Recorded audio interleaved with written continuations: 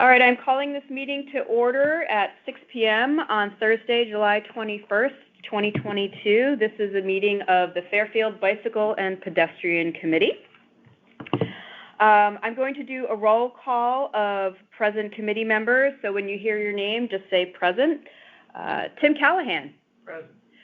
Mike Allen. Present. Tom Keene. Present. And Sarah Roy, Chair, present. So, unfortunately, we're going to have to table the vote on the May and June 2022 meeting minutes because we do not have a quorum, so we cannot vote tonight. So that means in August, we might potentially be voting on 3 sets of minutes. Tom Keene is taking our minutes this evening, and thank you so much, Tom. And Steve Nyadek will be taking them in August. So, as you all know, I believe in the power of silly, and I like to start our meetings with introductions and an icebreaker. So I know we're a small group. We all likely know each other, but we're going to do it just for fun. We're going to go around the room. I'd like you to say your name and either your position or what neighborhood you live in, and then let us all know what's the weirdest food you've ever eaten. Ooh. And to give you a chance to think about it, I'm Sarah Roy. I'm the chair of the committee. I live in the Stratfield Village neighborhood, and the weirdest food I've ever eaten is fried worms in Copenhagen, Denmark. And how were they?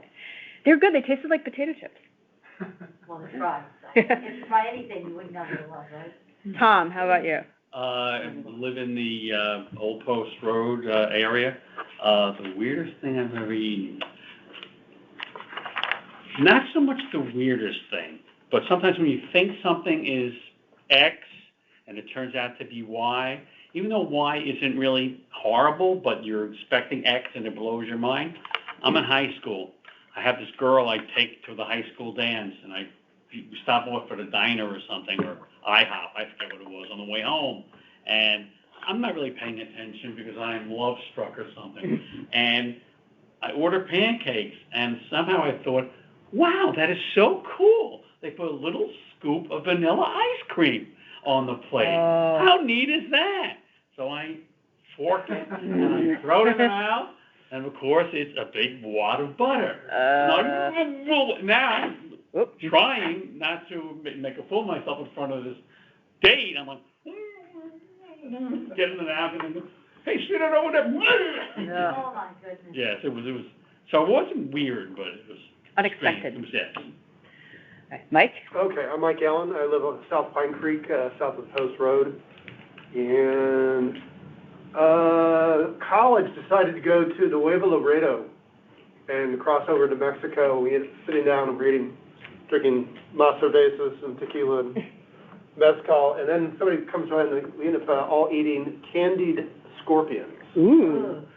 And we're just tasted like candy. Didn't really taste like anything. But that might have been the mezcal talking too.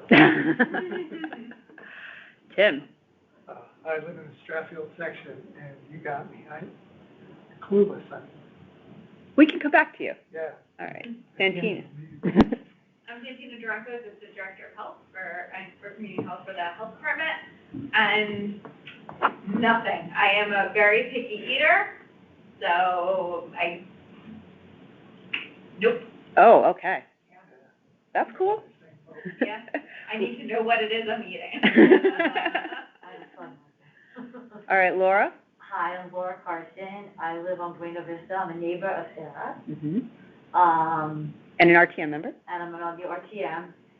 When I was little, my parents, I have a sister and brother, we went for dinner.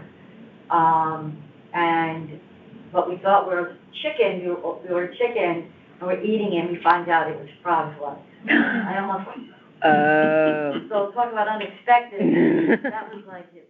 And I have a funny story to tell about, my husband always has this story that was funny. It's not funny for the person, but speaking of food, my husband was a lawyer, doesn't practice anymore, but he was at a big firm in New York City, and he was like his first year associate, and they had interns for the summer, and he had a tough boss. It was like one of these guys that just like got his temper volatile, got angry, whatever. So you never wanted to get him mad.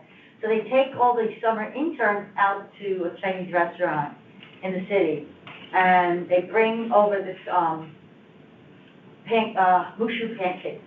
And this young intern from like the Midwest had no idea what it was. And what did she do? She took the pancake and put it on her face. There was a towel. And my husband's boss, his name's Larry, goes, oh, I felt like, oh my God. She got up to go to the bathroom, and she never came back. Smells good, though. Next time, I'm gonna put one on my face. Do you have anything for us, Tim? Or? Well, I'm kind of in Santina's boat here, but I was up in Hartford. We were going to a UConn basketball game, and we went in a Mexican place, and they made salsa or something from it. If I eat spicy food, it's all over. I start sweating, and I was eating this stuff, and I really needed a towel. And I had hair in those days. It was pouring all off. Oh, my goodness. Probably it. Well, thank you all for sharing. Appreciate it. We're ahead of schedule, so we're going to keep plowing along with Town of Fairfield updates. Santina, you're up. So I emailed Bill in engineering to find out about the sidewalk, and I haven't heard back from him yet. Okay. So we have about, and Tom, I can get you the exact number. It's a little bit less than $12,000 left for our preventative health block grant to go towards the sidewalk. And last time I talked to Bill, he was going to talk to DPW and figure out exactly how much the sidewalk on South Pine Creek? Yep. How much it would cost. Give me a little background. Oh, yeah, absolutely. So the health department gets a preventative health block grant pretty much every year from the state of Connecticut. And that goes towards policy and environmental change. And so for the last few years, we funded all the bike routes. And so we work very closely with engineering and Mike and Ted to determine where to use the funds. So we did the bike routes and the bike repair stations, some of the bike racks, and then these past, I guess now 3 years, we've been focused on pedestrian safety, and we did the sidewalk on that connected to Lincoln Park and the sidewalk on Wilson, and then from here. I like that. And those are all ideas that came from here. So I think we all work really well together. And, you know, this year, kind of going back and forth between a few projects, it's not a lot of money. You're talking anywhere from $10,000 to $15,000. From here, it was suggested South Pine Creek. I guess there's some sidewalk and then no sidewalk. Oh, hey, Bill. Hey, Bill. Hey, Megan. Just talking about you. I heard that South Pine Creek. Come on in. So some sidewalk and then no sidewalk and then some more sidewalk. So just connecting those two areas. The state really loves when we use the words like connectivity and parks and schools and all of that fun stuff. Yeah. So that will end on October 1st. September 30th is the deadline for that. Yeah. And so I was just saying, I emailed you today. Yeah, I haven't read it yet. Just because I know last time we talked, it was how much money would it actually cost to do that, like a little bit, and kind of going back and forth. We have about, I think, almost $12,000. Okay. The other thing, though, Bill, is, Sure. you know, because they extended the grant for another year, if it is more money, we could always tap into next year's funds, and I think that's about $15,000. Plus, they did promise me an extra $7,000 for the Greenfield hill signage. Excellent. Which hasn't shown up in my budget yet, but I will follow up with that. So that's what's going on there. And then the scooters did come up in the Board of Health meeting. And so they were concerned about, because we put out some messaging about helmet safety and things like that. I think you and I kind of had a quick discussion about it. You know, they brought up the same concern that was mentioned here about kids kind of getting on the scooters and, you know, not using them properly. And I hope I didn't speak too out of turn, but I did say that it was brought up here, and that you guys had some sort of internal discussions, and that there was a possibility that the limit, how fast they can go, might be lowered. Is that correct? Yes, and I'll share with everybody, I sent some safety suggestions based on recommendations from a friend of mine who's a micromobility specialist, shared with me. I shared it with the Board of Select people and Mark Barnhart, since he's like the liaison for the program. According to her, I believe, correct me if I'm wrong, it's now capped at 15 miles per hour. Okay. And she suggested reducing it to 12 miles per hour, because even though it's just a slight reduction, it's enough to reduce shenanigans. It makes it less appealing for those who just want to mess around. So I'll forward everybody the email so you can see what I shared with the Board of Select people. The fencing. And also, I feel like a broken record, like poor Mike and Tom have heard me say this before, but according to Holly, the micromobility expert, Bird in other cities has done not just geofencing within a district, but geofencing around sidewalks. So when you try to go up on a sidewalk, the alarm goes off, it slows down, then it stops. And she said her recommendation was for the town leadership to go to Bird and say, put that here too, and be very insistent about it. So that'll be up to them to try to make that happen, because that's another big complaint, is people going up on the sidewalk with these and endangering others. So, yeah. Good, I'm glad I said the right information. And you never are out of turn, yeah. I just thought it was interesting that it was also brought up at that meeting, kind of generically as well. Yeah. So, yeah. Other than that, I think that's it for health. Can I go back to South Pine Creek sidewalk, because I walk it almost every day, go down to the beach at lunch and come back. Notice the great tan? I did notice you were tan, yeah. So, what parts, there are 2 or 3 sections in there. Defer to Bill, do you know what part? Okay, we just hired an engineer on Monday. Oh, okay. I had him do a flooding complaint, yesterday, and today I actually had him, when I saw you at the department head meeting, I said, I have to give Santina an update on that South Pine Creek. So I have him going out there tomorrow to take a look, do some measurements. We did a quick Google Street View just to see, and I know the one area wasn't too bad. There's a fence encroachment on one of them. We're going to have to give somebody some bad news, because we're going to take the right-of-way back. Okay. But I'm glad you said 2 or 3, because I remember 1, and maybe I knew it was 2. I wasn't sure of 3. Yeah, so I'll have them look at street. that. If we had the map, I could sit down with you. Yeah. This I know it's like it's in the middle area there. I know near Salt Meadow was one area, but on the other side. I know it was most of it's on the west side of where the missing links are. Right, and that's it's the areas either side of the condo development. Yeah, right, yeah. I was going to tell him the Munson subdivision or apartment, but that doesn't help because he's just brand new, So those sections are good, but there's also, I happen to know the family Sure. on that side of the street where if we're in total connectivity to they have a huge hedge of, not boxwoods, but something like. Yeah, they're like some evergreen or whatever. Yeah, I noticed that too. So I didn't know what they could do for that. Yeah, well, if it's in their way, they'll trim it. Okay. What I'm hoping to do here, and this is why I'm glad that you're here, real quick, was the town has a contract already for someone to build sidewalks.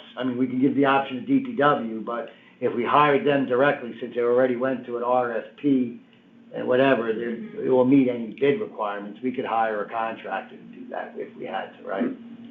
You know what? I actually have to check with the state, because okay. I talked to Norwalk yesterday, Yep, and they wanted to hire a contractor, and the state said no.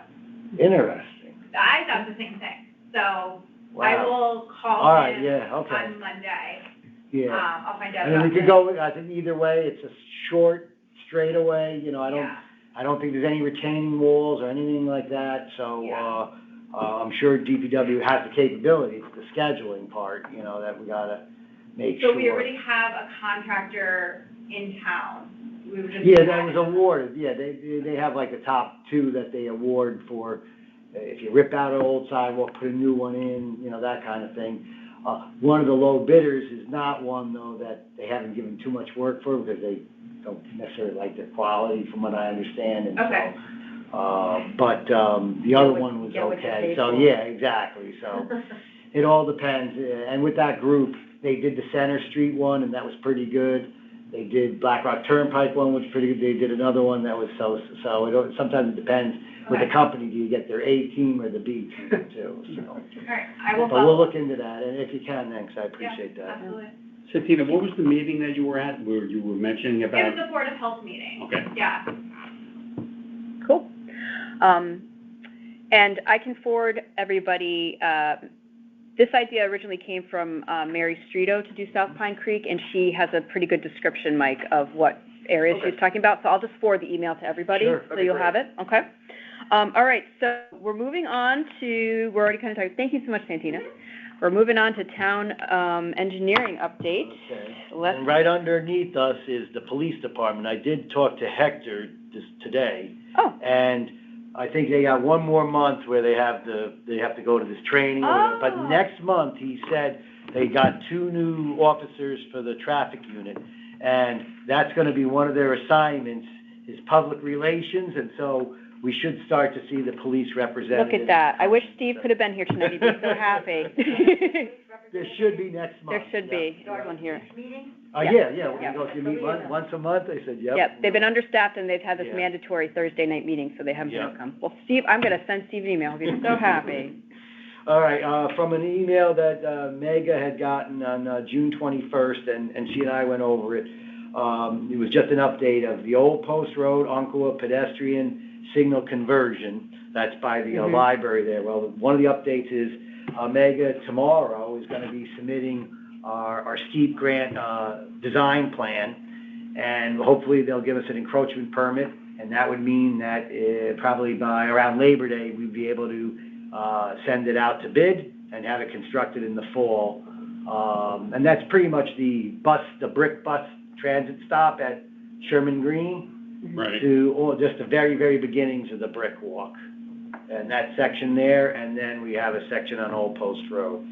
As far as the signals, ironically, you might remember Ethan from our Stratfield RSA, he had mentioned that it's on their list with these improvements. In 2023, the state will provide like pedestrian signals.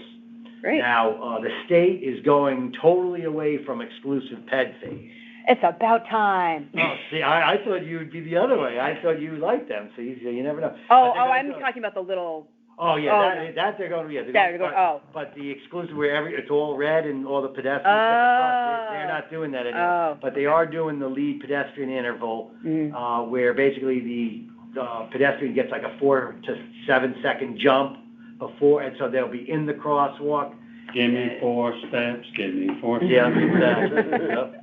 And so, they plan on doing that, but they will have the countdown, signal and all that, so that will be good, for that. Mill Plain Road and I-95 ramp, our survey crew, completed their survey a couple of weeks ago, and, Mega was there with me on the RSA, and she completed the design. thank you. So we're sending that to DPW, again, whether they can do that in-house or, that one, we would farm that out. What did it do there? That was where the pedestrian unfortunately had gotten killed on the ramp. There's no marked crosswalk, and the sidewalk kind of goes like this and then kind of crosses over, and the visibility's not there, so we're going to put some signs up, and then we're going to mark the crosswalk. And cross it. ADA ramps, people Yep. will be. Christine McMahon was her name, she was killed, her boyfriend was severely injured, November 2020. And That area there, though, if you're going on Mill Plain and Mm-hmm. the ramp getting off and heading north, people don't stop. Right, and That's a that's, very dangerous, yep. even my kids tell me, Mom, Yeah. you need to say something. Well, on that there, we're gonna have a sign that says, But they don't turning stop. vehicles yield to pedestrians. Now, well, there's that's already all a we sign can like kind of that do there. there. But it's gonna be, at the proper height and, okay. the correct, location. And then on the other side, where it's not as bad, we checked with the state and they said that was okay. If we just wanted to mark a crosswalk, we For can. the ADA ramps. Oh, great, so we'll get a They're not crosswalk over there. non-compliant Yeah. ADA ramps, they're fine, it's just the crosswalks, and then we will put in new ADA ramps. Great, The grades are fine, so we'll not have to juggle. Awesome. That will be improvement. Yep. Well, I will tell, Kathy is Christine's sister. I'll update her, because I told her, not gonna stop until we try to make that safe for her. Yeah, All so you right. can tell the survey and the Yeah. design have been complete. Completed. The next step is the actual construction, Yep, which you tell her 1 or 2 months, because Yeah. I just don't Yep. know anybody's I'll just say schedule. by the end of the year. Oh, that's fine. Yeah.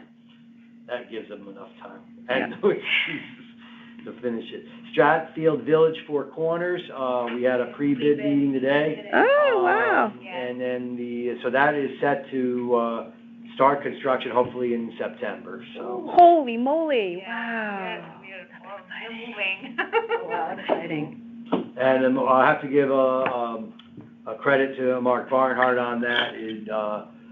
We've been so busy, we haven't been able to like really pounce on the consultant, and Mark has been working with the consultant on that, so he's helped us out a lot So on he's that. passed. Yeah, and then that was Kristen McCarthy-Vahey's Mm-hmm. state funding. She secured the $650,000, and then we're using ARPA money for that project as well. Hopefully the bids don't go way insane on them, and we know they've gone up because of supply chain issues and whatever, but we're hoping, it's probably over $1 million project, so we're hoping that if we can get 3 or 4 competitive bids, that maybe that lowers it down a bit. Sacred Heart is kicking in some money, and the Stratfield Village Association raised, I think 100,000, that was their goals anyways, Mhm. 100,000. towards the project, yep. Southport connectivity, right now there's still a little bit of a right-of-way issue, that the state wants the hair salon that's there to pay, money for use of the right-of-way, and so there's no hurry on the hair salon's part, so they're kind of stalling us there. And then the state, because we're moving the traffic signal head like 5 feet, we have to do a complete signal head and load analysis, I think if snow came, it would create more of a load, but, Structural. they want us to do that, so, and of course, that wasn't in our scope, so the consultant's like, that might be an extra $1,000, I'm so. gonna say it's job security for some. Yeah. So but that one's moving not as quick as the other, but again, we stressed at the meeting, because the designer was there, that we really would like to get this out by September bid, so that we can still construct it in the fall. It might be a little optimistic, but we also are really pushing on that one, because for the connectivity grant, we can't apply for more grants until that one's completed, or at least final design approved, so we're really pushing them to do that. Awesome. The Route 59 Stratfield Road audit, safety audit. Finally, again, we were hoping to finish that in March, but workload just prevented us from doing that. I shared that with the group, so Okay, good, they've all great. seen. I don't know if They everyone had an opportunity to read it. One question I had is in that appendix, right? We added Bill Pollock's. Yes, I just wanted to make sure, I remember. just an example, a similar Mhm. kind of thing that has been done on the other side. Because even though we didn't quite do it in the road safety audit in attendance there, we mentioned it.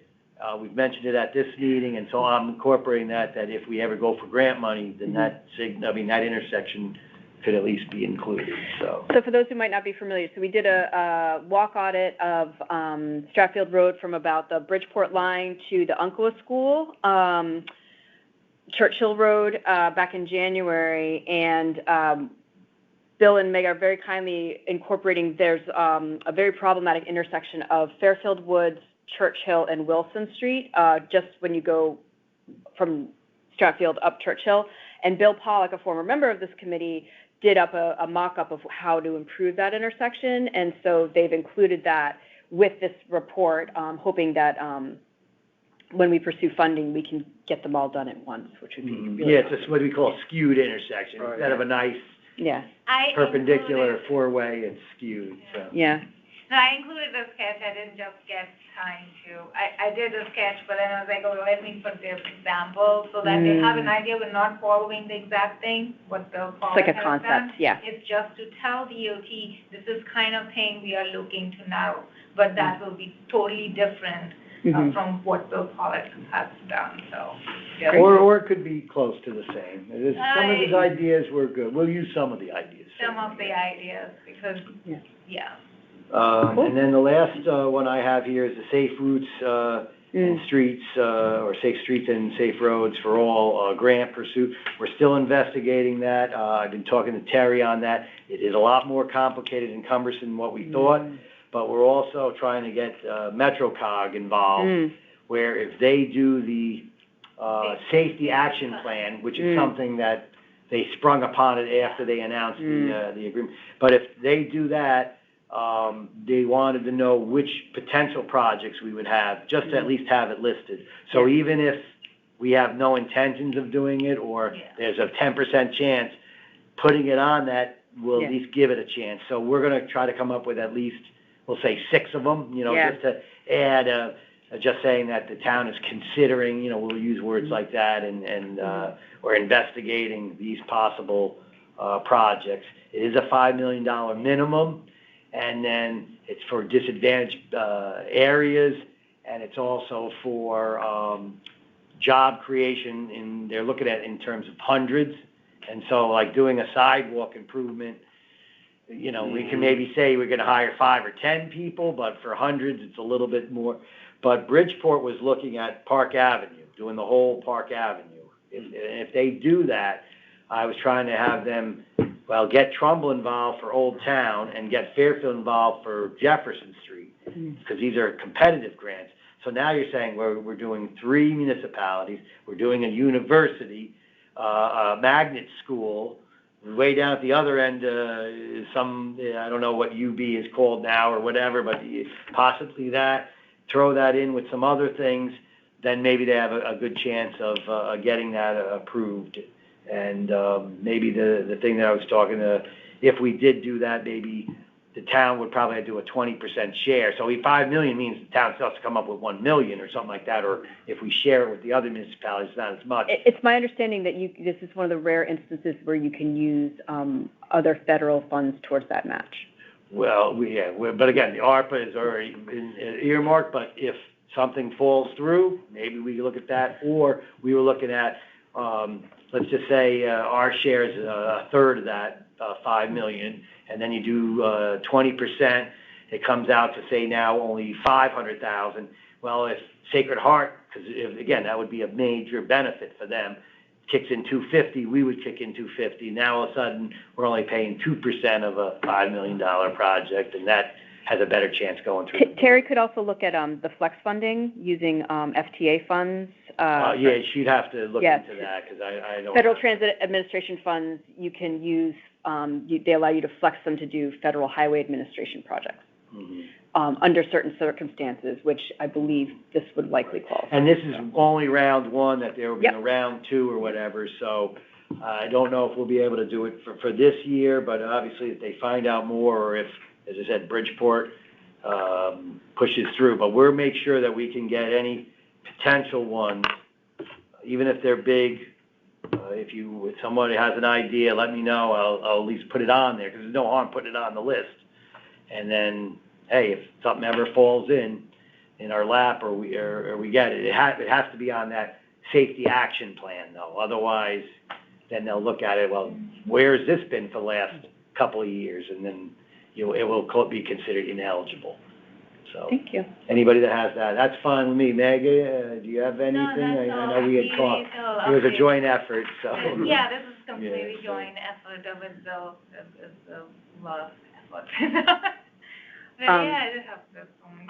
Thank you both, and I'm feeling very emotional that this is all actually happening, and I just am so grateful, and thank you. This is amazing that this is, we're really pursuing this. Doesn't mean it's going to happen, but we're actually actively pursuing it.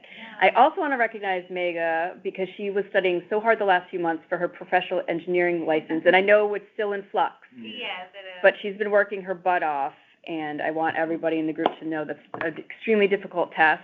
It is. It's 9.5-hour exam, so I wasn't able to.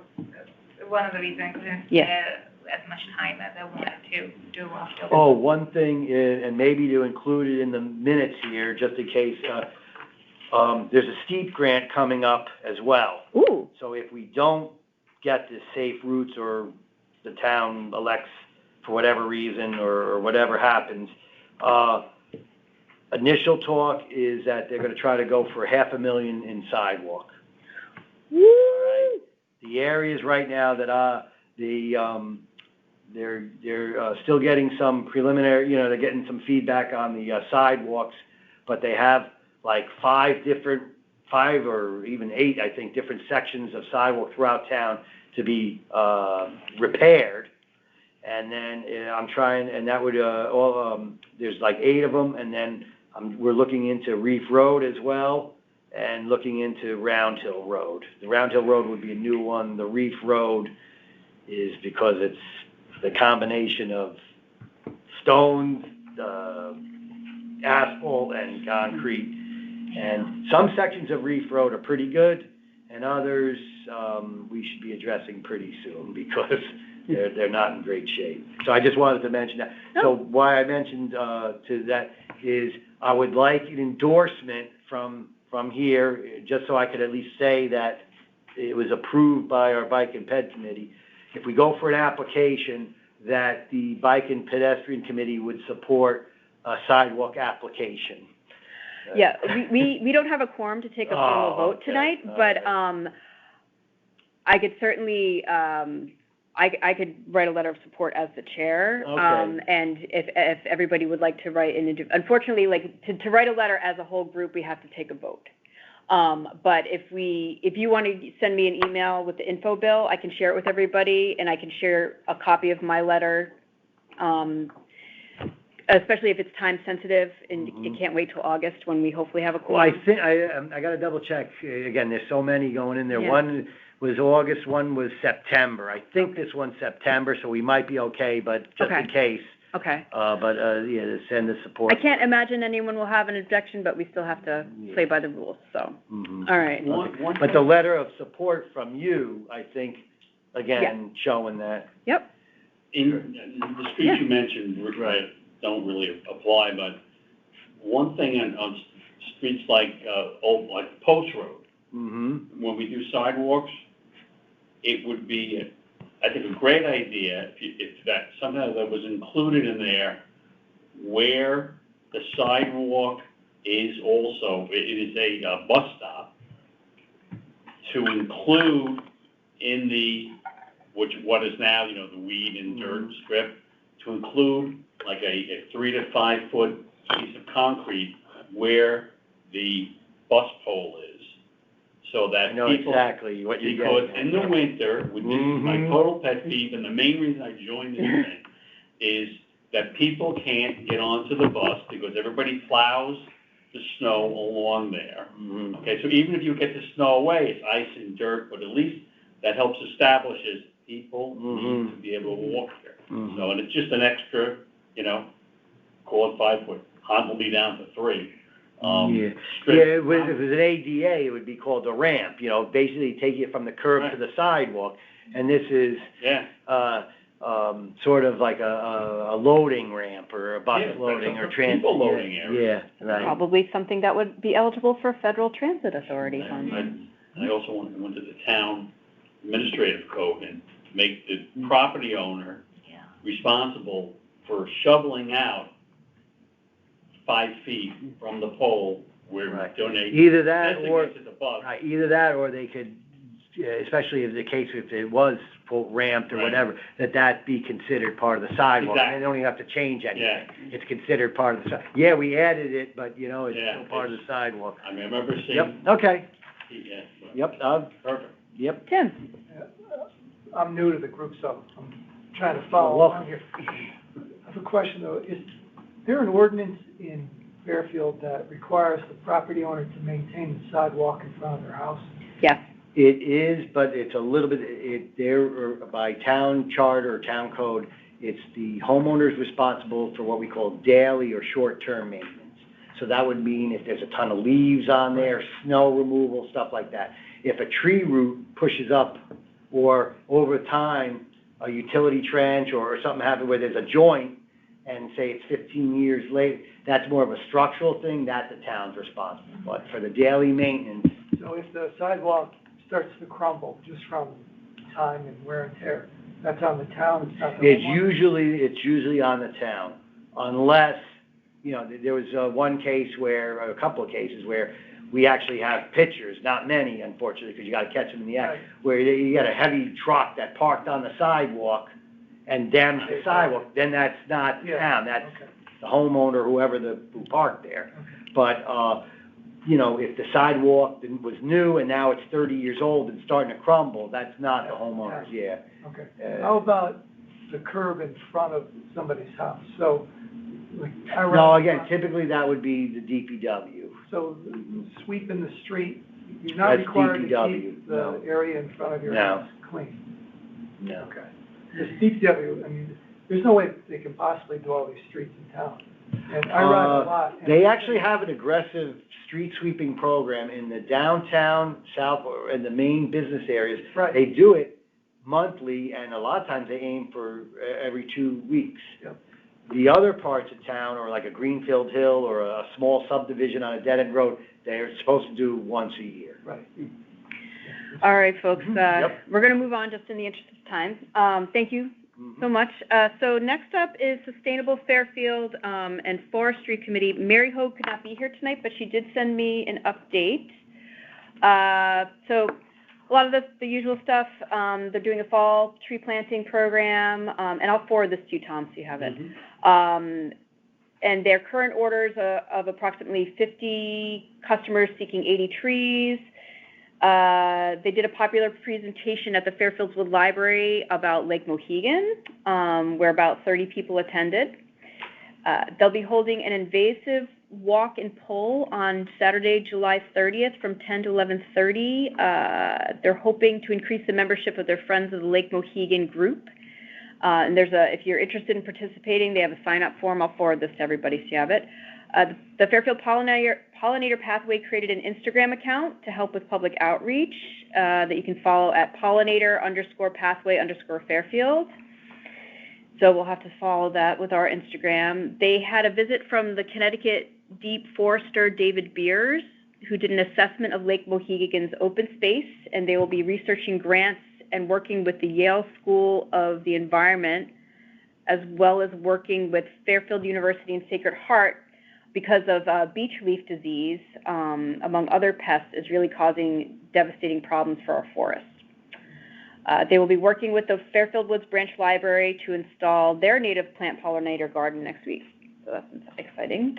That was forestry. And then Sustainable Fairfield, they continue to work on documenting what the town has done towards mitigating climate change, towards climate leader certification, and they may want to hear more about what the Bike Ped Committee has done since they submitted their sustainable CT application last August. The submission is due August 23rd. They continue to work on the greenhouse gas inventory to find our baseline and hope to work with the Bike Ped Committee to set a goal and help reduce this. They have set a October 1st, 10 a.m. to 2 p.m. at Fairfield Ludlow High School is the date they've set for their annual Green Wheels Expo. It's the 10th anniversary of this event, and hope that the Bike and Ped Committee will be able to join. They've submitted a letter outlining their concerns about the Park and Rec Master Plan. I don't know if anybody else has had a chance to look at that. Go back one, the event at high school, what is that? It's the Green Wheels Expo. I'm gonna have to Yeah, go, thank you. though. Okay, thank you. All right, bye. Thank you. The Green Wheels Expo, which they do every year in the fall, it's October 1st, 10 a.m. to 2 p.m. Oh, we'll go on to the next one. And as a reminder, Sustainable Fairfield has a robust following, over 1,300 followers, and they're happy to help promote bike and ped work. Just pass it our way, and please follow us at Sustainable Fairfield. All right, so that's their update. The police, I'm excited to hear that they're going to have a liaison coming back next month. Evan had no reports, except he said there's been a few motor vehicle collisions involving bicycles, but nothing resulting in any serious injuries. So I'm going to ask him for some more details about that. I'd like to know where and the situations. Where and why. So that's all I have for the police. Oh, Santina, did you raise your hand? No, I was just scratching my head. Oh, Hey, Sarah? yeah. What is the statistic for usually when there's a accident between, a bicyclist and a car, it's usually the bicyclist's fault. Do they have statistics on that, on whose fault it usually is? Well, I would argue that it's the road design fault. Because I feel like focusing on human beings' shortcomings is taking the focus off the real problem of not having the adequate space and infrastructure for both to coexist peacefully and reduce collisions. Sometimes people are in the car reckless, right? Sometimes even if the design is right, people yes. on their phones or, you know what I mean? Humans are always going to make mistakes and bad choices, but we can design the roads to mitigate the impact of that. Right. And that's a part of what we're not doing enough of in the United States. Right. Mike, did you catch that with Yeah, October 1? Yep. That's it, yeah. Yep. So that's the thing we were talking about. We'd have a table there. Yes. And Mike, just very briefly, did get a brief report from Evan Kaisman from the police, just saying they've had a few motor vehicle collisions with bicyclists, but nothing resulting in any serious injuries. So I'm going to follow up with him and ask for more detail, like where it happened, what the circumstances are, so we can know. If anybody hits me on my bike, I'm going to stand up and throw my bike through the windshield. It's not going to be me, it's going to be them. And hopefully you're okay enough to be able to do that. Yeah, there's a supposition there. All right, so we're moving on to committee updates and business. Nate could not be here tonight. He's traveling for work, so I will give everybody a brief update on the Greenfield Hill bike route. It got approved last week at the Police Commission meeting. Right. Very exciting. And I want to thank Santina for coming to the hearing and for all of her support and helping to make that happen with the funding and letters of support from SANS. So thank you so much. I have a press release that's in draft right now. I'm going to have a quote from Santina. Yes, I loved my quote. Thank you. Oh, awesome. Great. And one from Nate, because this is his baby, and one from Brenda, who also approved her quote. So we'll be getting that out. So hopefully before the end of the year, we'll have new signage and a new bike route for the Greenfield Hill area, which is needing some love in that regard. Anybody have any questions about the Greenfield Hill bike route? No?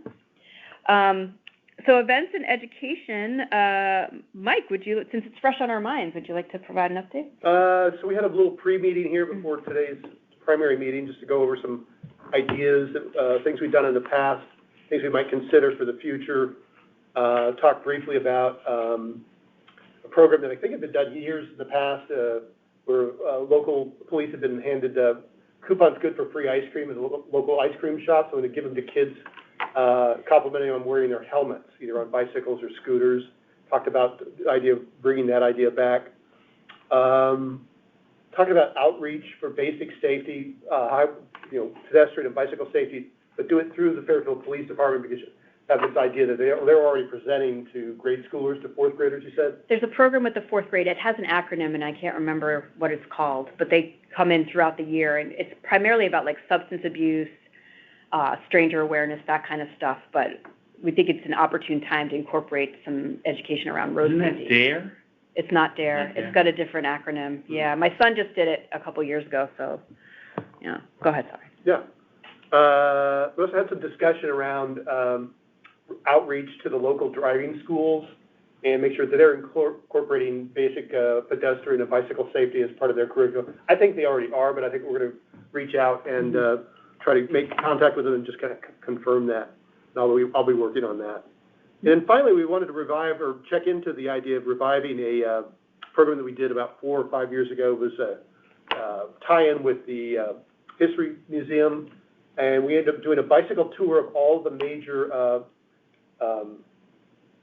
cemeteries in town. You've got such an old town, you've got fascinating old cemeteries, and worked with Walt Mattis, who's the spokesperson there, and he came out and would talk a little bit about the history of all the old major cemeteries, ending up at Greenfield Hill.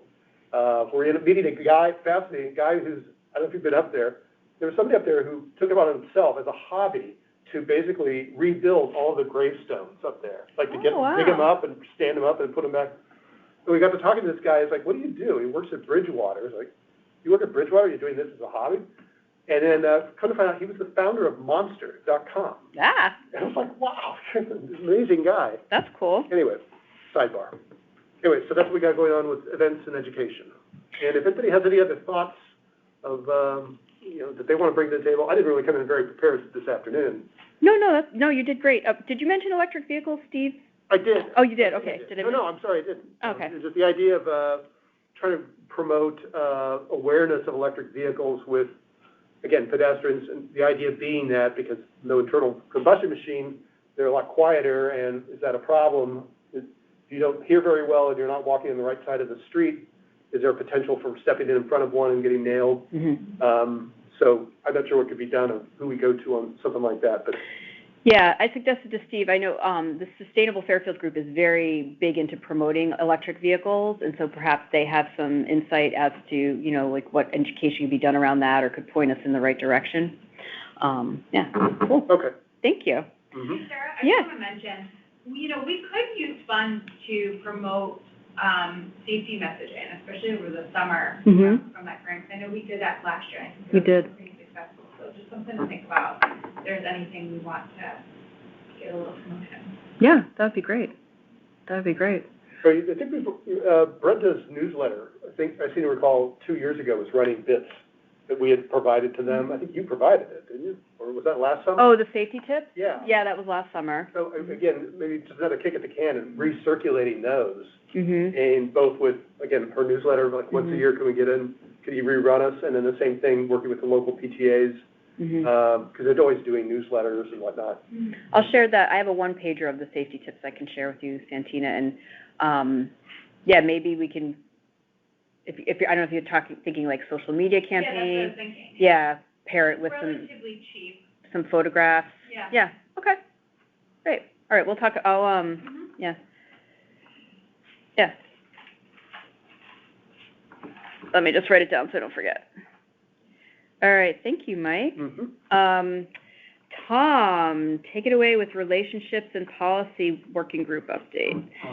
Mary, I guess right around 4th of July, must have sent out 7,000 emails to all the list of contacts that we had gotten, whether it's Sacred Heart or FAFU, a ton of them. So I'm not sure that she's heard anything back yet.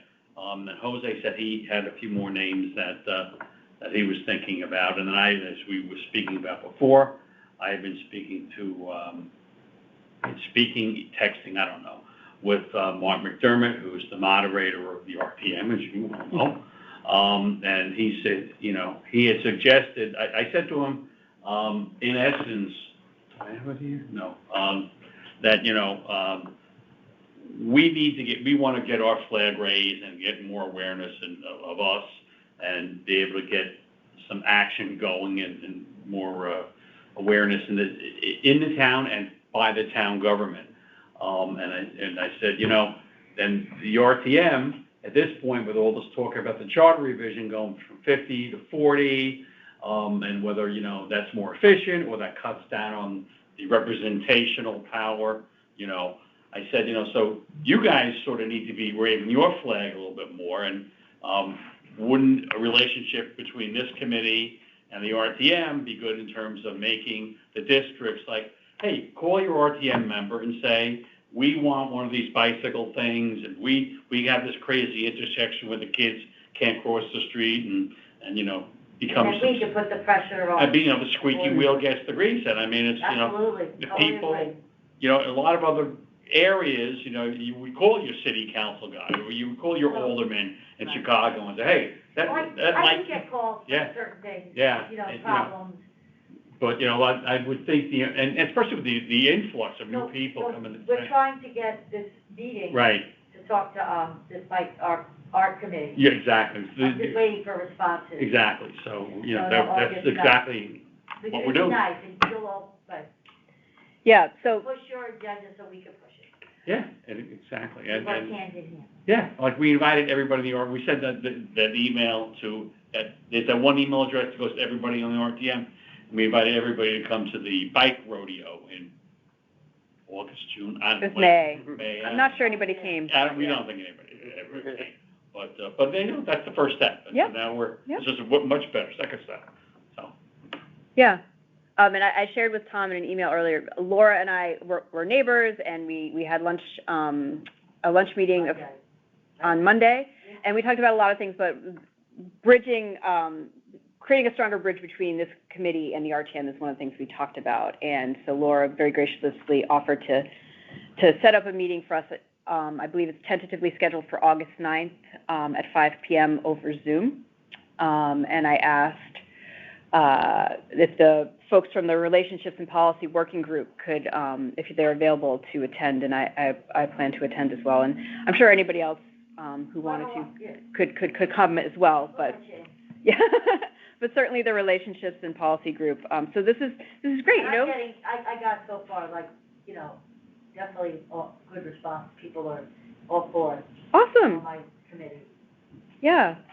That's so helpful. Thank you so much. Thank you. Yeah, to have the dialogue between our elected leaders and us is crucial. That's why I get paid the big bucks. That's why we all get paid the big bucks. Steve, unfortunately, could not be here tonight, so we're going to table the finances update until next month. We did get money in recognition of Tom's volunteering at the Jennings the beach 5K, so we will talk about that, what's in our kitty next month. Also, while we're talking about Steve is retiring after something like 40 years of working for the town of Reading. He's retiring August 1st, so I meant to get it for this week, but nobody's here. We're going to do a card, and I'll sign it, congratulating him on his retirement, because that's very exciting. So keep that in mind for next month. My chair updates. What time is it? Oh, we got time. So I think Bill mentioned it. We're going to be meeting with Brenda Kupchik, Bob Calamaris, John Marsilio, Bill Hurley, and Terry Brown, who's the part-time grant writer for the town, next Thursday at 1 p.m.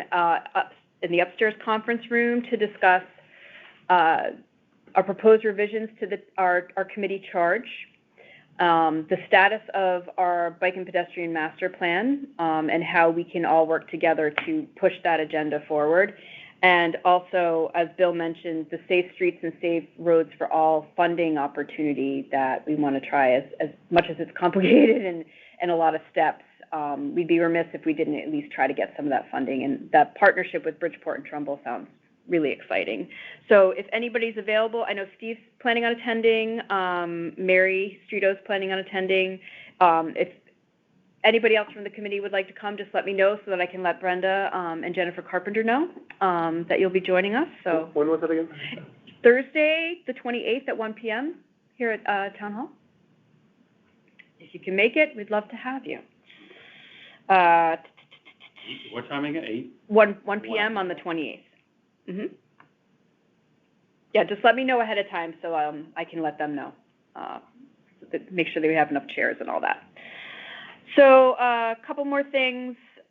I believe I shared with everybody that the city of Bridgeport reached out because Bill mentioned they're doing some work, but specifically they're looking to do some designated separated bike lanes on their side of Park Avenue, which is really exciting. They're in the very early stages of talking about it. They want to get Sacred Heart University involved, and of course they're looking for our town to do our side, and that's part of our master plan is putting bike lanes on that road. We're on Park Avenue. I think the northern end, like near Sacred Heart. Sacred Heart by the golf course. Yeah, like way. I mean, I'd love to see them keep going. Maybe that's like a first phase, because it's, I don't know if you know, it's the widest street in our town. I know we share it with Bridgeport, but it is the widest street in the town of Fairfield, and it's in our master plan to do bike lanes on that road. So Tim has very generously offered to be the liaison with the city of Bridgeport in our committee in those conversations. It's very early on. There's not much work involved at this point, and of course, we'll all support you however you need us to in that. But I figured as a member of the infrastructure committee and with your excellent background in public health, it would be a good thing to get you started with. So that's exciting. that there could be some bike lanes coming to Park Avenue. Speaking of bike lanes, I was recently, you all who were here last month will remember Tanner Thompson, the chair of the Bike and Ped Commission for the city of Norwalk. He reached out to me because the city of Stamford and the town of Greenwich are doing bike routes through the Community Connectivity Grant Program that Bill Hurley mentioned for the Southport Connectivity Project. Their project that they're currently working on is a bike route east-west connecting those two communities, primarily on state roads, which is really exciting. And it'll be some separated bike lanes. Some of it'll just be like sharrows or shared road space. But the goal ultimately is to continue that east. And so Jerry Silber from People Friendly Stamford, who's their like ad hoc bike and pedestrian organization, reached out to Tanner and said, you know, eventually we're coming your way. And Tanner reached out to us and said, would you be interested in getting in on this? And I said, absolutely. How does that greenway fit into that? That's separate. Yeah. Why? I'm not sure. There's an info meeting next week. They already have something. Why? Because this is on the state road. Which is, take your life in your hands doing that. Which is why, yeah, they want to do a separate bike lanes on those roads. I'm not sure, Tim, honestly. When I worked in Norwalk, this came up, and it is so complicated to do that. Yeah. Just think of all the curb cuts on Route 1. You know, good luck. Yeah, I mean, they've got the community connectivity grant funding to do it. So I'm curious, there's going to be a meeting. I'll forward it to you all. Gosh, it's next Wednesday at 2:30. There's a Zoom call about this. This is honestly, all I know is like a few texts between me and Tanner. But there's going to be a preliminary info meeting next Wednesday that I can, if anybody would like to jump on it. I'd really appreciate it if somebody from this group were available to jump on it, because that's usually the time I have to go pick my son up from camp. So I'll be in the car. But yeah, it's very early in the. You've got the here. You want the chair? We need safety for the chair. Yeah. Safe seating.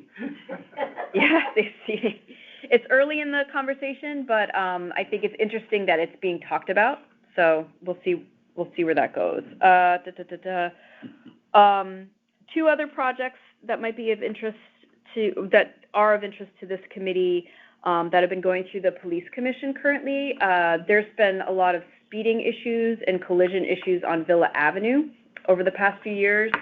And that neighborhood is mobilizing to try to do something about that. And they've been working initially with the police commission around that.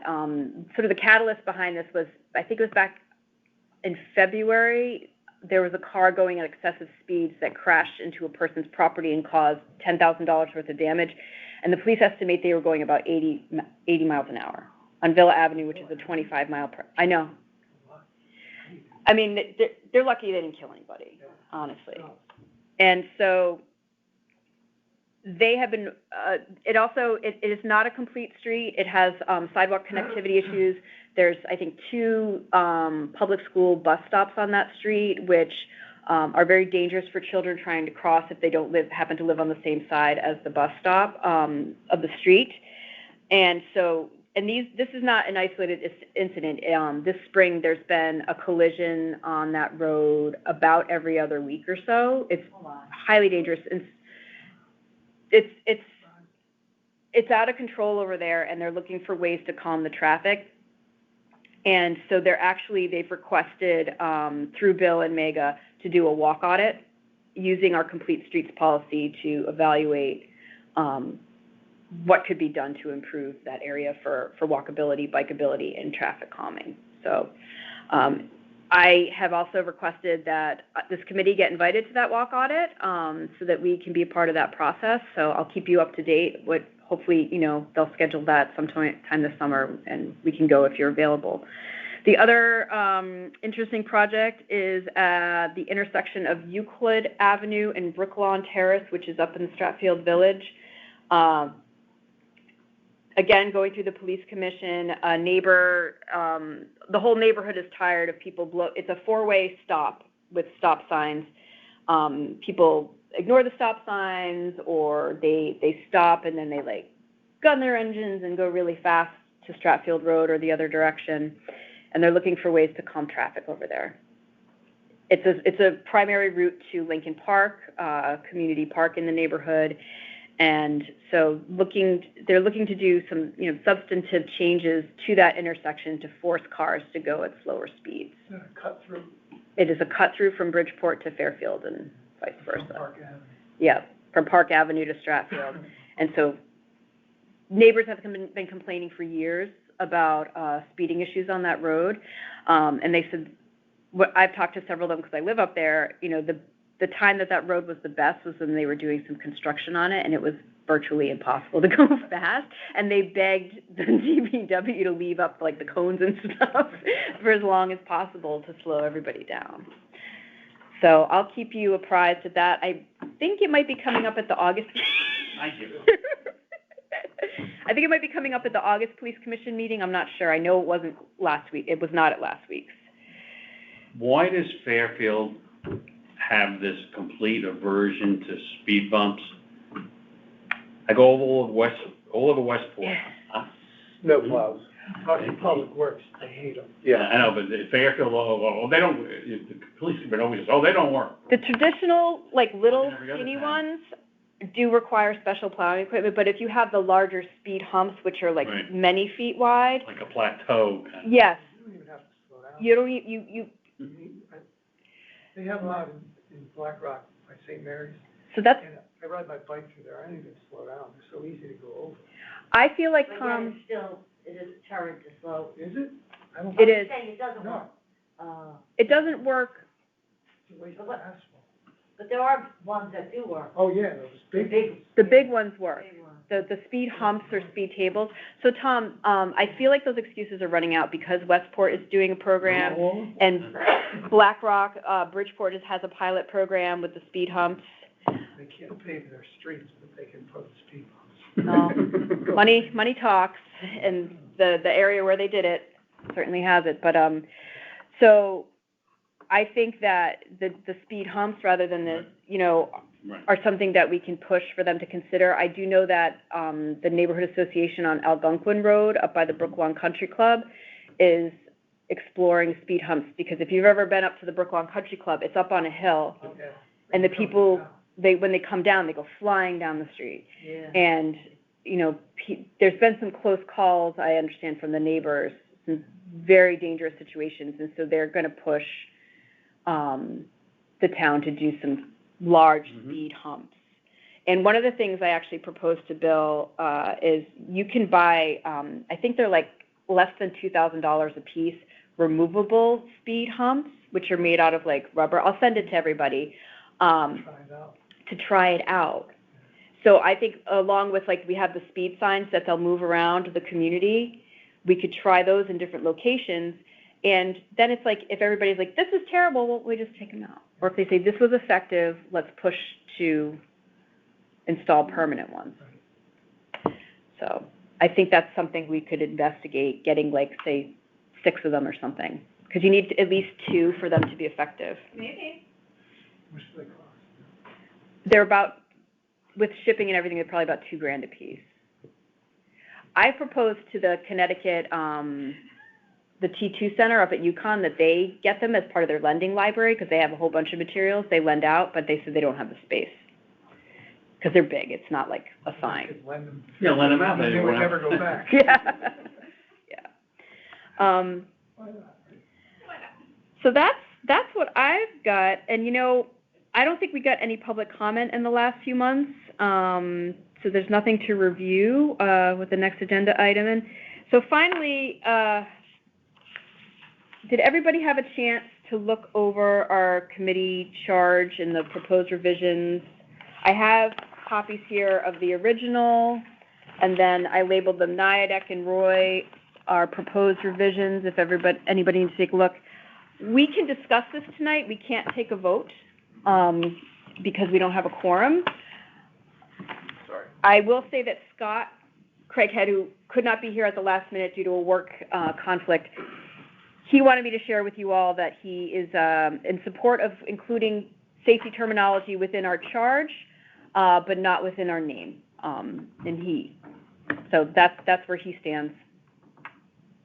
And I want to open it up to discussion for the committee.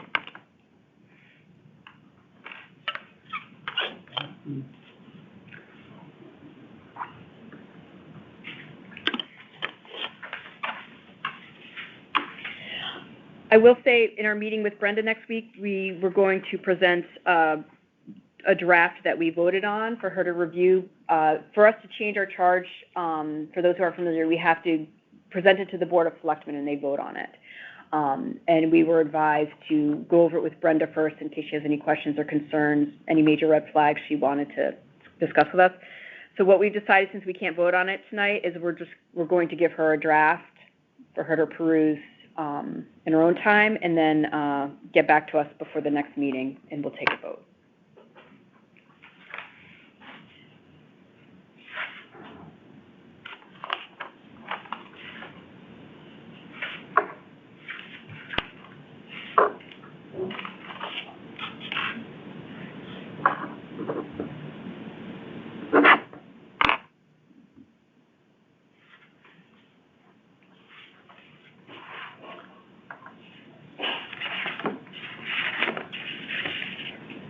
Yeah, I gotta say, leaning on the safety component, I understand that, I don't necessarily disagree, but it does seem to be narrowing. Okay. And therefore, I prefer the Roy version there. That leaves it a little more open. Because again, so what we do, we could be involved in anything from recommending sidewalks to doing bicycle rodeos to doing a tie-in with Fairfield. It's kind of a wide open thing. And I kind of like that about it. It had a multifaceted dimension to it. We focused on safety, not to say it's not important, and not to say I'm all for safety. Right. But it just seems narrowing. Sure. You mean, and I want to make sure I understand, you mean the name or putting safety within the document as well? Kind of both. Kind of both, yeah. You seem to agree in terms of the language you adopted in your version. Right? Yeah. Tom, Tim, for you? Well, I was kind of new to this. Yeah. I'm learning as we go. I would just say that in your version, that first,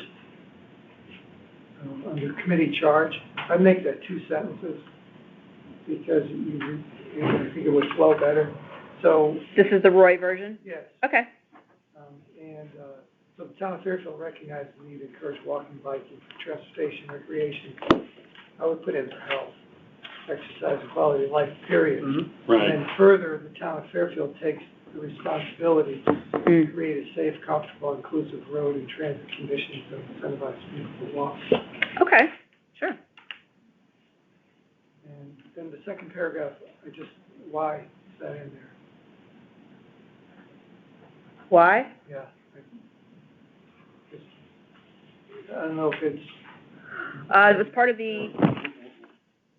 Oh, it wasn't part of the original charge. I think it might... Yeah. It is... Oh, it is, yes. Second sentence in the original. Yeah, it is, yep. Okay, so... It was part of the original charge, yeah. Okay. Yeah, any changes are in red or crossed out. Why? Walking and biking conserve energy, improve air quality, reduce traffic and the need for parking, improve health and fitness, and invigorate the local economy through increased access to local businesses and greater potential for tourism. These community-wide benefits will be achieved through institutional planning, enforcement, education, and infrastructure actions. I guess it's a mouthful. I think it's trying to sum up the why of why this is necessary. It's how I understood You kind it. of say that in the first thing. You recognize the need to encourage walking, don't you? Or maybe not. Well, if all we're going to change is this, it's almost like, why bother? I mean, Yeah. because everything, we're leaving the original charge 95% untouched. So it was like, I don't know if you hand this to Brenda, she goes, what? This is all you wanted to do? You know, as opposed to here where we're 8 gazillion changes. Are you missing, I'm looking here, because there, No, Which one are you? this is, the Roy one has, this is the original one. revisions to, yeah. Oh, Do okay. you wanna look at that too? That was the original. Yeah, Okay. you might have the original one. I think I updated it since, Okay. since then.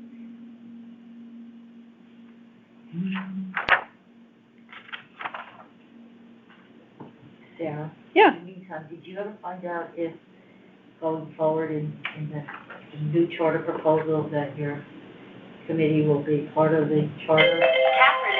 You know, I started looking at it and then I didn't get very far. Yeah, I still didn't think it was, I know. but they're meeting next week, Mm, the, charter revision committee. mhm, You might wanna yeah, have someone on your committee yeah, question them and say, we really would like this back in. Yeah. Put into the charter. I swear they did put it in and I couldn't find it, but I didn't look very hard. So I'm just saying, maybe you wanna find out. Yeah. You should be part of the charter. Yeah. I'll ask. Because I went to a meeting and I saw it in there, but that was back in the fall. Right. So I don't think, they've done changes, I yeah. don't know, but if Yeah. they're having 3 meetings, and I think one next Thursday, the 28th. 28th. I think they're having this back to the charter revision, because they have all these changes going back. Yeah, I'll email them. Yeah, that's no problem. Any more thoughts? Is there anything, what do you think of what I added there, Tom? Yeah, no, that would, that would, That makes sense, good.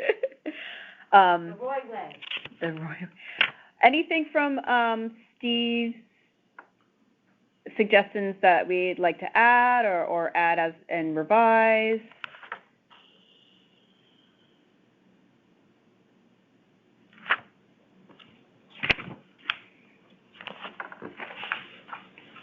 I think what you and he both have for pedestrians is just about identical, right? I mean, it's for pedestrians to explore and suggest improvements / changes to roads and sidewalks to enhance their safety. That's Yeah. pretty much you have too, right?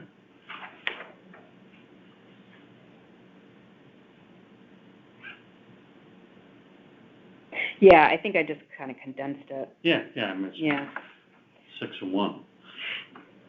yeah. Any thoughts to changing the name of our committee or keeping the name? How do folks feel about that?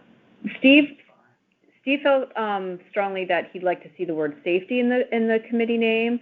As I mentioned, Scott disagreed with that. He said if we're going to change it at all, perhaps like the improvement committee or enhancement committee, it makes it more of a mouthful than it already is how I feel. But I don't want to influence your feelings. Leave it alone. Yeah, one minute, yeah. And Leave it alone. Safety, it makes it look like we're just gonna be, checking the spokes on kids' bikes. Yeah. Leave it alone. Okay. Cool. So anything from, specifically from Steve's, what I'll do is I appreciate the suggestion about breaking down the first sentence. I'll do a draft that we'll present to Brenda, and then get her thoughts on.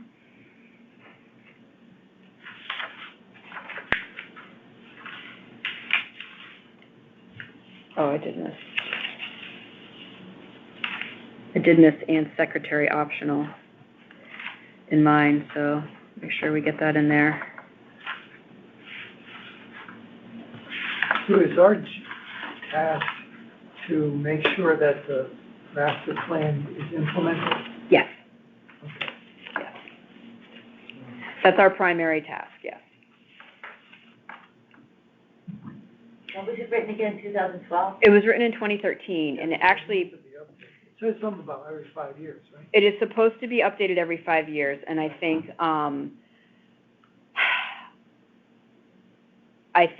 I don't know why, that should have been around 2018. I don't know what happened. I wasn't on the committee at the time.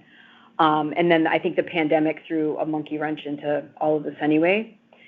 But I do know that Emmeline Harrigan, one of the town planners, and Bill and Mega are aware that it needs to be updated and have been having preliminary talks with Megan Sloan at the Metropolitan Council of Governments about getting them involved in doing an update for us, because that's too big of a task for this volunteer committee.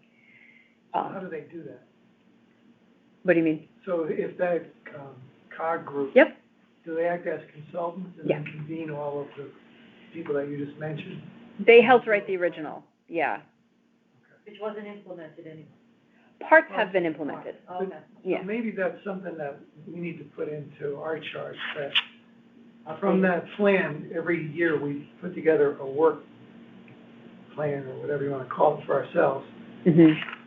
taking elements from that plan that we think we can make happen, and then report out on that each year.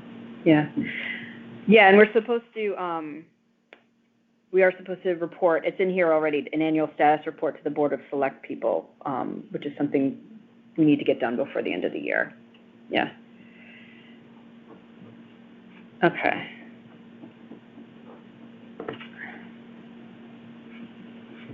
I have to go. Oh, okay, It was thanks, really Laura. nice meeting you all. Thank you for all the work you do. And thank you. Really. Thank you. Thank you. We'll be here to help you. That's, We appreciate it. You got it. Thanks, Laura. Good. Be cool. Yeah. I've done that, right? All right. Any other thoughts anybody have on the master plan? The committee charge revisions? No? All right. I will, I'll compile this, do a draft, and ask folks who weren't able to attend tonight if they have any more feedback before we present it to Brenda. We're not going to vote on it tonight because we don't have a quorum. Oh my gosh, we can't even vote to adjourn. Bye. this meeting never happened. We don't need minutes. Before we end, is there anyone, members of the public on the call who have any comments or questions for the committee? Anybody on the call who would like to comment or question from the public? No? Okay, I hereby end this meeting at 7:17 p.m. Our next meeting will be August 19th. You won't be here? Oh, bummer. Oh, good for you.